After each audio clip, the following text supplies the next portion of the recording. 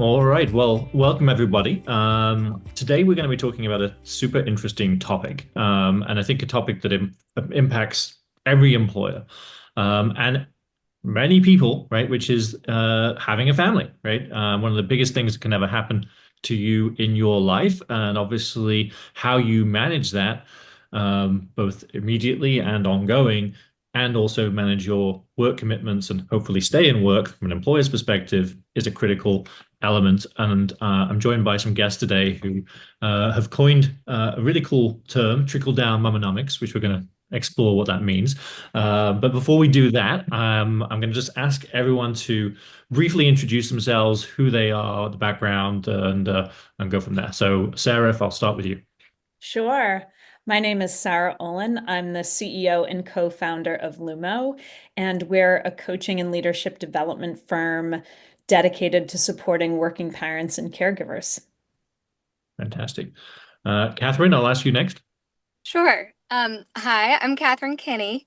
I work for Capital. It's Capital Clothing. We're a high-end retail women's store in Charlotte, North Carolina. I've been there for 17 years, and I'm the COO. And we may sell clothes, but I think we're really in a business of relationship, and spearheading careers from working moms. Fantastic. And Elena. Yeah, hi. My name's Elena Areco Bridgman. I'm the co-founder and chief operating officer for Lumo. So I get to work and partner with Sarah Olin. So it's really so much fun. And I'm excited about this conversation because I've seen the benefit of the work that we've been able to do at Lumo to help working moms, especially working parents, make a difference in their lives. I grew up in corporate America. I had two children in corporate America. I managed people who are having children. And what I'm here to tell you is the more we can support moms through that journey, the more endearing and endeared they'll be to the company and to you as a manager. So excited to talk more about that. Yeah, absolutely. So I use that term trickle down momonomics. Sarah, is that your term? Maybe I'll start with you. I think it is your term, but was it Elena's? Well, it's actually a woman named Anna Conathan. She is one of our founding members of Lumo. And early in the early days, we did a lot of talking about how to support mothers and working parents and what does that look like. And it was one of these just brilliant blue skies moments where she said, trickle down momonomics, the only place where trickle down economics actually works. Fantastic. Okay. Yeah. So can we explore a little bit more about what unpack exactly what that means? Absolutely. So, for those of us who are old enough, Catherine, maybe a little before your time, but in the 80s, trickle-down economics was an economic theory brought to the world, actually, probably way before that, but that's when it was really popular in the US. And the idea is that giving tax cuts to the wealthy and to large corporations, that the money saved would trickle down to the middle and the lower class. Um, and I'm not an economist, but what many economists say is it actually doesn't work as an economic theory. There's no data or research to support that when the wealthiest among us are given extra special tax benefits that it benefits society. We have no data to support that. We say trickle down momonomics is a place where that theory works, meaning when you pour into moms, when you take care of mothers, when you give mothers resources, support, money, care, that actually does have an impact in their families, in their communities, and in their businesses.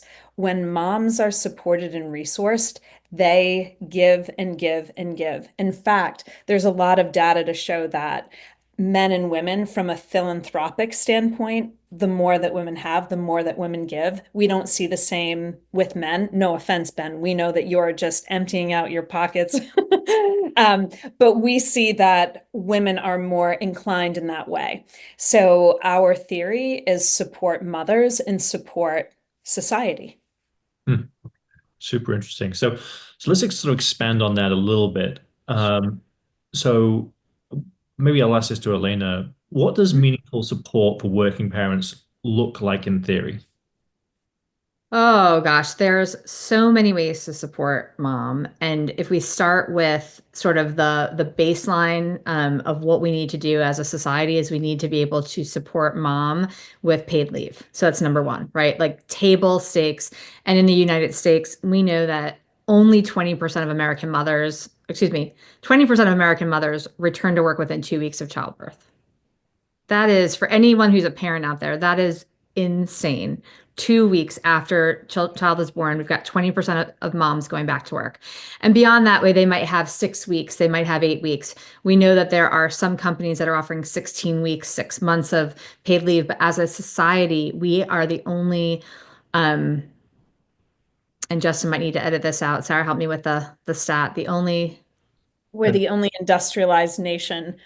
It's us and Papua New Guinea That that does not. don't have a national paid parental leave. Papua New Guinea in the United Yeah. States. So we're the only industrialized nation that does not have a paid parental leave at the national level, with the exception of Papua New Guinea. So it's just that is number one. That is how we support moms.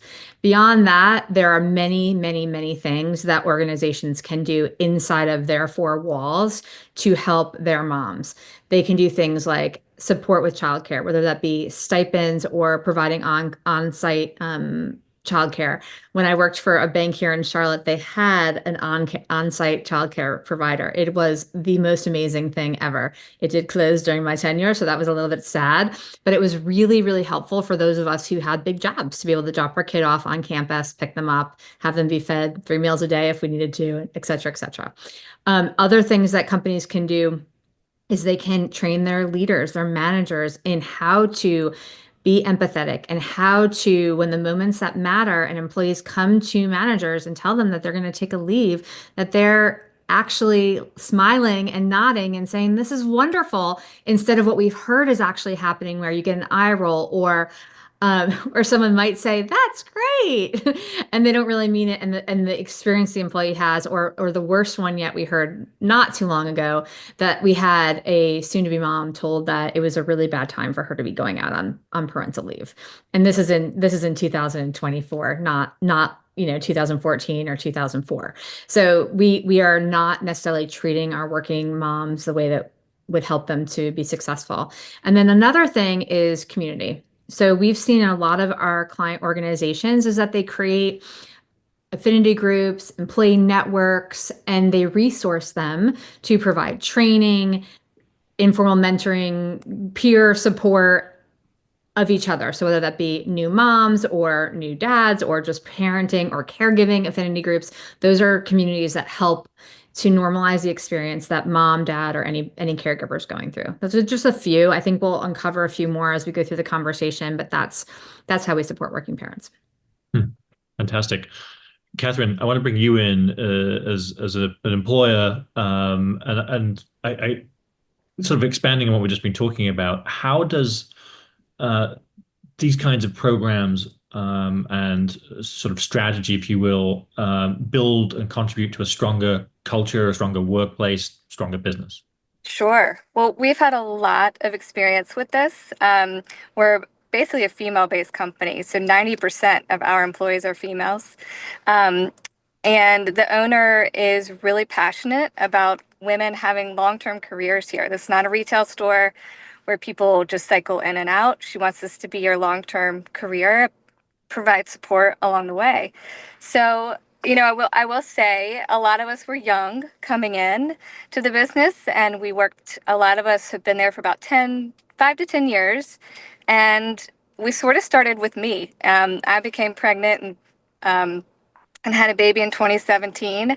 And I think Laura, the owner of Capital, had experienced a lot of talented, bright, incredible women who had helped her business not come back after having a baby. And she just thought, I'm not equipped. I don't know how to handle this, but I know this isn't working for my business.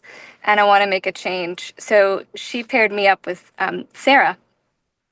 And, I think in a business, it's hard to sort of make this shift because there's fear, there's the unknown. I don't know what to do. How do I support each of these women? And we started small with me. And I think just seeing the results when I came back and how effective and efficient and confident I was with the coaching that I got from Lumo, Laura thought, "Oh wow, this is big. This is big. Like she's a different person." Part of that's motherhood, and part of that's the coaching and the tools that I was given. And so I think we just started to onboard the rest of the team with this. And interestingly enough, like the women and the moms that came back from maternity leave were so much stronger. And I think the younger team members of the team started to see that and thought, wow, this is pretty amazing that I could have this opportunity one day for myself. And work for a company that supports me. And now we kind of have this motto: if you need to get something done, hire a mom because she's going to be efficient. She doesn't have all the time in the world to get things done. So that's becomes one of our fun things to say, but it's so true. I mean, if you have a project or something big you need to get done, put one of these moms on it, and she's just going to crush it. So I don't know if I answered your question exactly, but I think just starting it and starting small, and then you're gonna see the results. I mean, it's like proof in the pudding and you have to just eventually people get on board. But we had moments, people left the company when we started to prioritize this as more of a mission, and it became like, well, that's not fair. Because she's a mom, is she getting this preferential treatment? And, I'm new and young in my career and I don't get to leave early or whatever it may be that we were providing for mothers. So it took some enrollment period. It took a lot of conversations, a lot of understanding, being empathetic and open to each other, and ultimately knowing we're all there to help each other, whether it's motherhood or another challenging part of your life. We're going to be there for you. No, that's really, really interesting and helpful. As I listen to what you're saying, strikes me there's two parts to this. One is obviously the very personal part, which you're talking about as you become a mom and you try and balance the becoming a parent. As a parent myself, I'm not a mom, a dad, pretty much one of the most significant, if not the most significant thing that can happen in your life, right? Yes. And you've got to still go back to work or potentially go back to work and be productive and do all the things you're trying to do. It's not like you've got two full-time jobs, if not two and a half. But there's also an organizational piece to this, which you were touching on, which is, okay, we're doing these things for moms or new parents or for parents and families fall on. How does that impact the organization and other people who maybe aren't parents, right? I'd love to throw this to Sarah maybe and get your perspective on how companies should be thinking about this. Yeah. Well, we know that in 2024, August of 2024, the Surgeon General issued a warning around the state of working parents in the US. And his research found that 41% of parents and caregivers they report being so stressed and overwhelmed that they can't function. So to Catherine's point, when parents and caregivers are supported in a meaningful way with some of the policy that Elena was talking about, the programming that Catherine was talking about, and then the culture piece, it starts to change things, the expectations, how we be with each other. And one of the things I think that makes our work so successful in organizations is that we say it's parent and caregiver coaching. It's really leadership training and leadership development. We believe that becoming a parent, the transition from working professional to working parent, is a great unlocking of talent and potential. To Catherine's point, you want something done, give it to a busy person, give it to a mom who's already got 20 things because she does not have time to play. So it's that sort of experience of you're sharper, you're more focused, there's less shenanigans in your own experience because it just needs to be that way. And at that time, there's a transition happening because for many women, particularly high performers, their winning strategy is outworking everybody, working harder, working longer, those sorts of things. And what happens is once you have a child, that's Catherine right there. Once you have a child, that becomes impossible because you've got to take care of your child too and yourself. So the tools and mindset shifts and applications of coaching and the idea of developing yourself as a leader really helps people be successful in an otherwise fraught, challenging transition. Yeah. Yeah. No, that's absolutely resonates with me. I've seen these types of things. I've observed them myself. And yeah, I'd love to bring it back to Catherine because when you think about sort of practical strategies that you used in your organization to shift leadership perspectives on parental leave, and make that vision a reality, what have those been? It required some group meetings. I think it required the whole team to come together, and we really expressed that this is something we care about. This is a mission and a value of this company. So it really had to start from the top, and we had to speak it out loud. Sometimes just saying it out loud has the most power. And it was like, come with us in this process. We are going to explore this. We're new to this as well, but we're going to train you all up in what this looks like. And I think that helps get it started. But then there are a lot of nuances along the way. It required one-on-one conversations if anybody was not on board with this. It required one-on-one coaching. And it's just a commitment you have to keep coming back to. I think you can forget about it. And business gets busy, right? And so you are focused on all these other things happening. But underneath it all are these moms holding us up, specifically at our business. So it is so important that we prioritize that. But for more specifics on how we've examples of what we've done is it also requires a bit of flexibility. I think you can't just have this white and black box of this is what our parental leave looks like. We were really open to the fact that each parent needed something different. Mm-hmm. And it was going to look different for everyone. It could be part-time, a couple hours a day. It could be, I want to be full-time, but I don't even know how to set up my childcare. It's really just being a human with each other and saying, hey, I've been through this too. Here's some sources. I mean, it could look like many different ways that you're providing support and resources to help every new mom navigate that, as well as for the team members who are not parents and don't quite understand it. Yeah. Yeah. I'd like to add to that as well.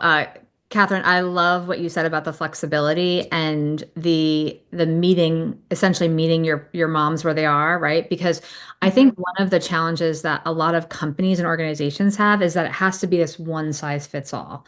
And we know, to your point, that human beings have different experiences, different needs, different challenges.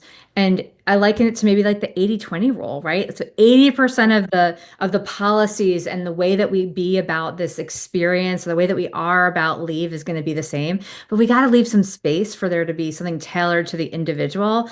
And I think if companies gave their managers the training so they could actually have a little bit of empowerment around how they work with those individuals at those critical points. Like I got a phone call from my first manager when I had my first child, and she said, Elena, don't start on a Monday, start on a Thursday. And if you want to take the first few weeks to ramp up your time, do that.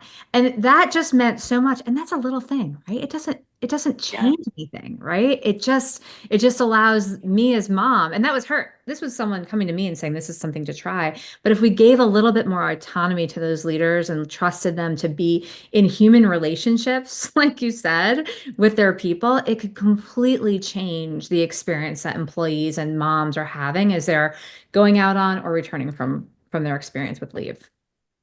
Yeah, I love that human relationships part, right? Because that's ultimately businesses, companies of all kinds rely on human relationships, right? I mean, Right. that's what leadership is about.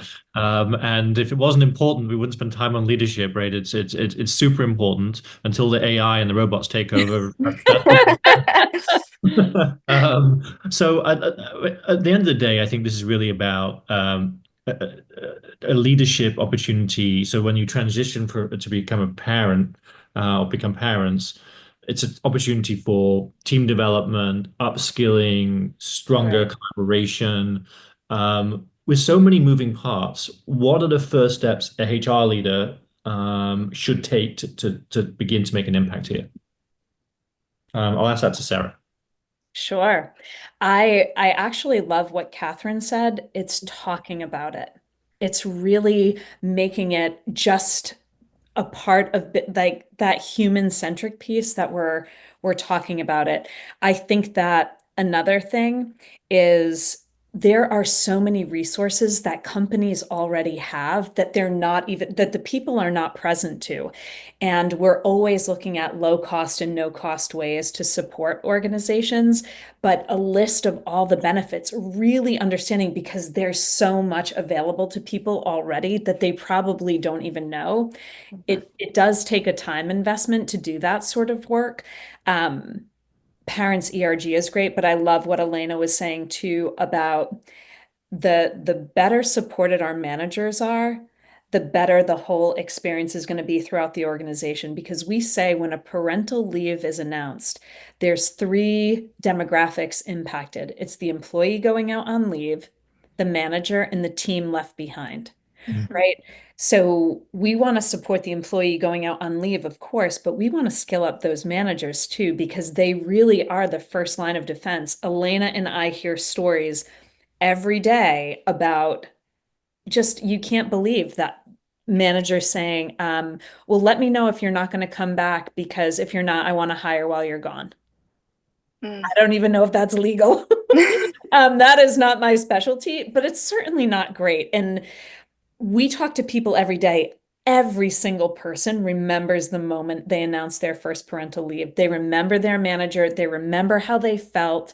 Every single person does. We say it's a love them or leave them moment, and that people are playing the manager lottery. They're either going to have a manager who's great, empathetic, connected, understanding, or they're going to have someone who's not trained. Maybe they're overwhelmed. Maybe they're just like, oh, another person going out on leave. Like we're already swamped, right? So we have a lot of compassion for managers because we know they're doing their best. Everybody's doing their best. That's what our belief system.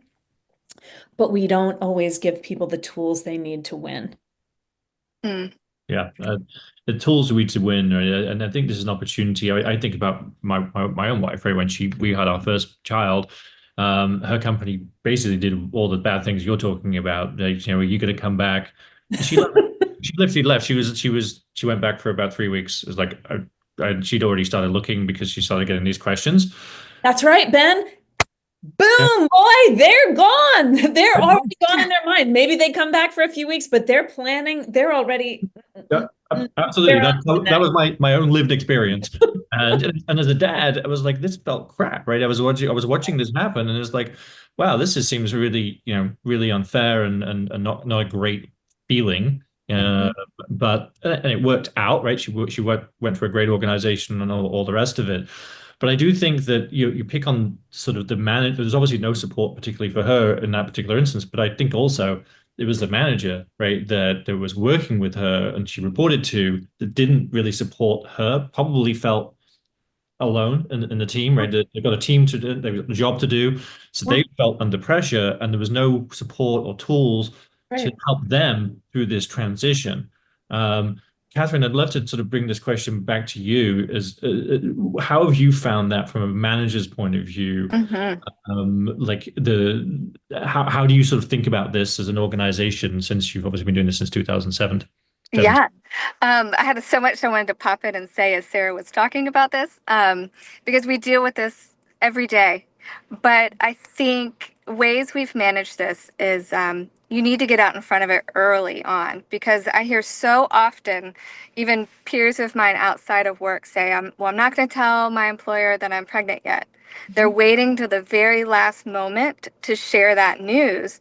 And that doesn't help anybody. It doesn't help the parent going out on leave. It doesn't help the team, like Sarah was saying, to get prepared. So we talk about it as early as we can, and we talk about it in such a loving and comforting way, that it's open and normalized, that they're not afraid to bring it. And usually the first response from the team is, you'll hear a shout down the hallway, everybody's cheering and giving hugs and saying, "Oh my gosh, we're so excited." And which is what we wanted, instead of everyone going, "Oh, now we're gonna have to fill in for her." Yeah. Which is sometimes your just reaction. Yeah. But yeah, one of our managers, who is currently pregnant with her second child, is navigating it for herself. But funny enough, I was thinking about this as we were talking, and she will sometimes come to me when a team member of hers announces that she's pregnant, and she'll have all these worries and fears, and what are we going to do, KK? Some people call me that. And sorry, a phone, a number was calling in. Sorry. And I'll just have to talk to her, and we'll get through it. And I'll just remind her, we're going to figure this out. But let's go back to what we have documented here. Unlike, we have a maternity leave plan so that everybody feels prepared. It allows other team members to step up and step in. It allows them to grow in their absence. And it's also a moment, there's always this other moment where the mom is about to come back or is coming back, and it's like, I'm irrelevant. I've been gone. Nobody needs me. What's my use here anymore? So that's a really big, important part of this conversation, is getting that support for that parent as they're coming back into the workplace. And there are some bumps in the road. Some people come back in, and the people who have been stepping up and stepping in are like, well, I had this, now I've got to step back, and the other person's like, you were in my lane. So there is a lot of need to just continue to provide coaching and talk about it, and reassurance. It's really reassurance. A lot of people just have so much fear around this. But once you do it a couple of times and you see the results, it starts to click for everyone. But yeah, we're humans. We have emotions. So it just helps to talk to people ultimately. Cool. But yeah, it's I think that's everything I have to share on that. But I'm sure I'll have other thoughts. No. Ben, I want to just put in just the last thing that Catherine said is so poignant, is just talk to people. There's so many conversations that Sarah and I are in, and it's one of the first things that we say is, did you talk to them? Like, people will make up, in the absence of all the information, they'll make things up. And it's like, have you asked them? Have you talked to them? So if anyone that's listening to this or watching this is wondering, talk to your people. Ask them what they need. Especially, we're talking about when people become parents, but even when they're in the journey, right? When they have toddlers or school-age children, their needs are going to change, right? So what they needed when they first came back from leave is going to change over time. So keeping that dialogue going is really important too. Sarah hosted a beautiful panel early last year about the state of parenting in the world. And it was really clear that the more we talk about it, the more that we don't silent silent parent as both moms and dads, the better it is for everyone, and the culture will start to shift. So Catherine's organization, clearly the culture is very warm and loving, and and you're still having conversations, right, Catherine? All but the think time. about, yeah, right. Think about in a culture where this is very foreign, right? That we talk about it, or we share that we're going to pick up our kid or whatever. The more that we in the absence of talking about it, people are fearful, they're making stuff up, and they're not able to really, really be present in the way that their organization would hope for if we were just talking about what everyone needed. Yeah. Yeah.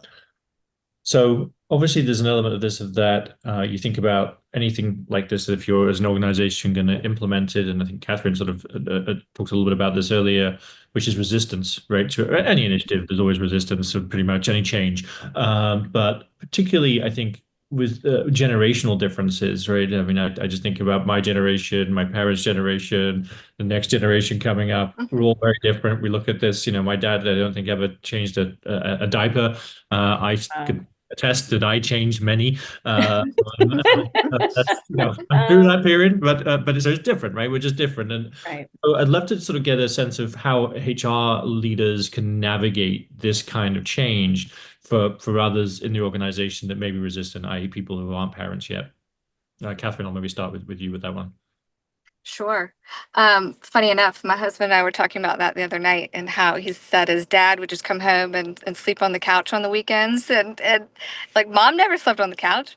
But it was just funny, and how he was comparing how much he does compared to his father. So sure, huge generational moments. And we actually had one mother whose own mom was pretty traditional in her views, and was very vocal with her daughter about, I don't think you should go back to work. I'd love for you. This is going to be challenging, telling her all the things that she thought would be helpful. I think it was good intentions. It was all she knew, and it was her own lived experience. And her daughter, who works for us, really wanted to come back to work. She thought so she was, it was very challenging, I think, for her to sort of stand up for herself in that moment. So, I mean, all I could do and share with her, as she'd reached out to me, and as a leader and mentor for her, I could just provide her with what we could do for her as a company, assure her that, hey, and even if you need to take a break in this process from us, because it might be too much or overwhelming, or whatever you hit up against in motherhood at those early stages, we're also really open to that and having you come back when you're ready. So just really leaving this door open for her in this journey, and also sharing our own experience. We have mom groups for the company, where they can use each other for resources, support. What are you going through? I think a lot of that is just feeling isolated and alone, and thinking you're the only one in it. And in fact, you start to talk about it, and everyone's, oh my gosh, I went through that too, et cetera, et cetera. So, the resistance can come from someone's own family outside of us that we're working up against. That's challenging. And also internally, I think we had to accept that some people were never going to get on board with it. And you know what? Maybe you're not a right fit for this company. And I don't mean that to sound harsh, but if you don't come along with us and our vision, then you're just going to feel like an outsider in our company, and not feel like a part of this community. And that's okay. I don't expect everybody to get it or understand it and jump on board with it. So I think we had to be okay with that, ultimately, as a business, to say, we really believe in this, come with us. And if not, that's okay. But we do have to have some acceptance, or else it just doesn't work. It doesn't work. I've got to believe you also got, and I'm sure that you have some numbers here or a sense of it, like the retention of new mums or new parents. Although most of your workforce is female, but new mums from before you started this program to what you have now, culture of them feeling supported. I listened to some of what you were saying, and it's this sort of flexibility, this 20% that Elena was talking about, is clearly there, right? Hey, if you need to take a little bit more time and you transition back to work, that's okay. But what have been the results essentially in terms of retention and productivity? Well, I do have one stat. We talked about this actually culturally at our holiday team party, and we did the numbers. And out of all of our employees, we're now 65% of our employees are parents. So we have changed. We've kind of flipped, where we were predominantly, just a few of our employees were parents, to now the majority of our employees are parents. And I think we have something like 35 kids among all of us. We're a small company, so I think we're in the 20s in terms of how many people we employ, closer to 30s. So yeah, I mean, I don't know if that helps you with answering that question, but I think it proves that our parents are staying. They're not leaving, and we're not having turnover when it comes to them specifically. And I think, I would say we have an employee that's been there for 20 years. She's a mom, and also has had her own like other conditions to deal with, and we've supported her along the way. I've been there 17 years. Every other, employee that's a mom has been there probably 5+ years. Right. Yeah. And Absolutely. in retail, Ben, that is unheard of. I mean, it is absolutely unheard of. And they're such a special team. And one of the things I'll say is one of the things that really, I think, in my opinion, Catherine, and open to what you think, I think one of the things that makes it so successful is that at the very top of the house, there's a strong commitment to it and belief. So when our leaders, our C-suite, our SVPs and VPs are, encouraging this, talking about it, believing in it, when they get behind it, it really creates more buy-in throughout the organization. So that's one way to preemptively get ahead of that resistance that you were talking about, Ben. And the other thing is, when there is resistance, bringing a curious coaching approach to the conversation, right? Like, what's really going on? And likely it's not about the parents, it's about some need that they're not having met. So if we bring the coach approach to the conversation, it's just an opportunity to get curious and learn what's missing for our other peeps. Yeah. Yeah. You're only a complaint if you've got unmet needs. We say that inside of every complaint is an unmet need. Yeah. Yeah. No, that makes complete sense, right? I mean, hey, they're getting support, which is really saying, I'm not. That's right. And so, okay, how can we support you, even if you're not a parent? And it That's comes right. back to the same stuff, right? Like it's empathy, leadership, coaching, all of those types of things. Um, you know, I guess my final question is actually we kind of touched on this already.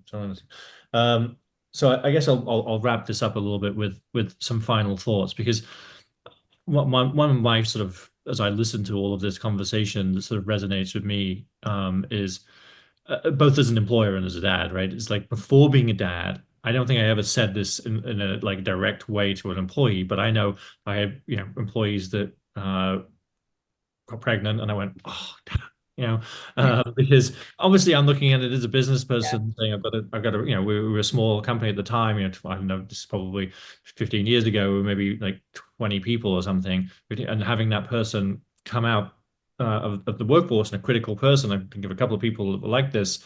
I'm like, what am I going to do, right? And obviously, even in a larger company, you've got high performers who are critical in teams, and they're going to be out of the office for 3 months, 6 months, whatever it is. And then as I became a parent, what changed, I think, is I saw this and lived it, right? So it's of Mhm. course I'm still a business person, but I'm like, now, like, okay, as a dad and seeing how my wife was treated, and as an employer, I'm thinking all of these things. I'm thinking, hey, I didn't do a lot as a dad. I mean, maternity leave, I didn't really do more than a few days, which is probably a mistake. Shouldn't do that. But I do think that now we have a very different attitude to supporting parents, new parents, and it's like a super happy thing, right? Somebody in our organization is having a baby, that mom or dad, doesn't matter, and recognizing that is a critical component. And I think about my own organization, we don't have that as a turnover, and we haven't done anything as clever as what you guys are doing. So to me, it's been more about, I've learned this through just experience. But what it Yeah. seems like is certainly larger organizations, it's how do you put these things in place at scale and be successful? And it's not just mom or dad, it's the managers, and it's ultimately the senior leadership. And it's not because it's just the right thing to do, although that might be the case. It strikes me as this is the right business thing to do, because you can't afford to have your best people walk out the door to a Correct. competitor or just leave the workforce, right? Yeah. Neither of those things are good outcomes from a business perspective. I'd love to get your final thoughts on kind of what we've talked about here today, and I guess some advice for some of our listeners, our HR leaders, as to what they could do to jumpstart their own working parents programs? Sarah, I'll start with you. Sure. I like what Catherine said earlier, start small. You can bring in a program, you can bring in a training, you can do things just to pilot and test and see how it goes. You don't have to jump in and be, trailblazing, all the things, the first in line and all of that. I would say start small, but start something, do something. Um, I think that would be mine. Yeah, start small. Yeah, that's a good place. Elena, how about you? I've got two. One is ask your moms what they need Mhm. at all stages of their journey. And as a dad, if you are soon to become a dad, take your leave. That's the best thing that our allies can do, is to take their leave and to normalize the fact that that we're taking parental leave, period.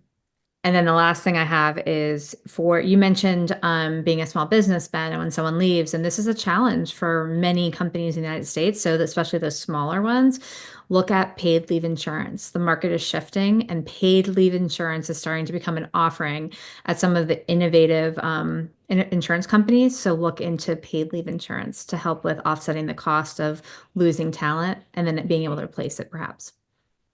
Yeah, yeah, perfect, great. And Catherine, last but not least. I mean, what both of you brilliant ladies shared is exactly what I would share. But just to add to that a little bit would be for your managers and leaders to put together a guide. I think not having anything in place at all is really challenging. We're a small business, so we really move and flow all the time, and things are changing. But I've found somebody has to spearhead it and be the owner and the voice and committed to the vision. So have that person work directly with your leaders within the organization, mentor them, train them. You can tweak it as you go, sort of start small, but you need a roadmap. Don't just, and do your research. Get how there's so much out there, so many resources, especially like Lumo, that can guide you in this process. Because even becoming a mom, I still am very lost at times on how to navigate this. And so I read books, I look things up online, and I talk to Sarah quite often on, hey, this should be easy for me by now, right? Like, this is the new thing we're up against. And she's like, all right, I got you. And we'll sort of talk through it. And then I'm off to the races again. Fantastic. Well, look, thank you, everyone. This has been an amazing discussion. I think it's a super important topic. It's a topic that impacts every company in America, no matter what size. It's a topic that impacts, I don't know what percentage of Americans are parents, but it's a big number. It's a big number. If you're not yet, you probably will be in the future. That's right. And it's a Or you know one, you definitely know one anyway. Absolutely, it's a magical thing, but it's not an easy thing, particularly if you are, managing a career at the same time. And so, how you do that personally is super important, but also how an organization supports that and thinks about that and retaining that talent and building that community and that culture that performs and ultimately drives your business is super important. So this is a great topic. Thank you, everyone, for all your thoughts.